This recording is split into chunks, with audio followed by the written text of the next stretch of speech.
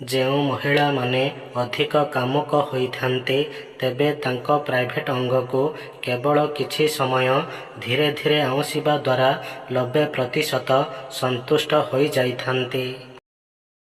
ଶାରୀରିକ ସମ୍ପର୍କ ବନାଇବା ସମୟରେ ମହିଳାଙ୍କ ସ୍ତନକୁ ହାଲକା ଭାବରେ ଦବାଇବା ଦ୍ୱାରା ମହିଳାମାନେ ନିଶାଗ୍ରସ୍ତ ଭଳି ଅନୁଭବ କରିବାକୁ ଲାଗନ୍ତି।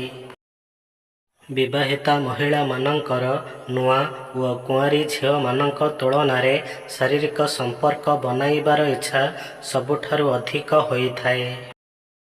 ଆପଣଙ୍କ ସ୍ୱାମୀ କେବଳ ଏକ ପ୍ରେମ ଭରା ଖେଳନା ନୁହନ୍ତି, ସେ ଦାୟିତ୍ୱରେ ଭାରାକ୍ରାନ୍ତ ଜଣେ ମଣିଷ ଅଟନ୍ତି।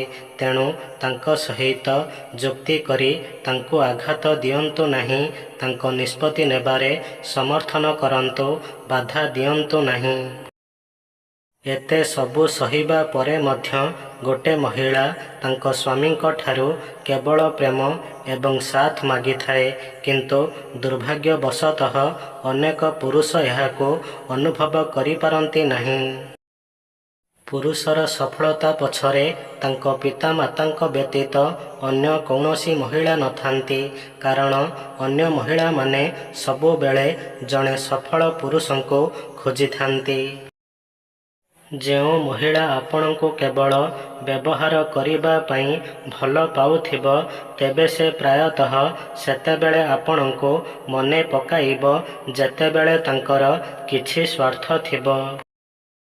ଏପରି ଜଣେ ବ୍ୟକ୍ତିଙ୍କ ସହିତ ସମ୍ପର୍କ, ବନ୍ଧୁତା ଏବଂ ପ୍ରେମ ବଜାୟ ରଖନ୍ତୁ, ଯିଏ ଆପଣଙ୍କ ହସ ପଛରେ ଥିବା ଯନ୍ତ୍ରଣା, ଆପଣଙ୍କ କ୍ରୋଧ ପଛରେ ଥିବା ପ୍ରେମ ଏବଂ ଆପଣଙ୍କ ନୀରବତାର କାରଣ ବୁଝିପାରୁଥିବେ। ଏମିତି ସ୍ତ୍ରୀ କେବେ ବି ଆପଣଙ୍କ ପାଇଁ ବିଶ୍ୱାସୀ ଓ ସଚ୍ଚୋଟ ହୋଇନଥାଏ।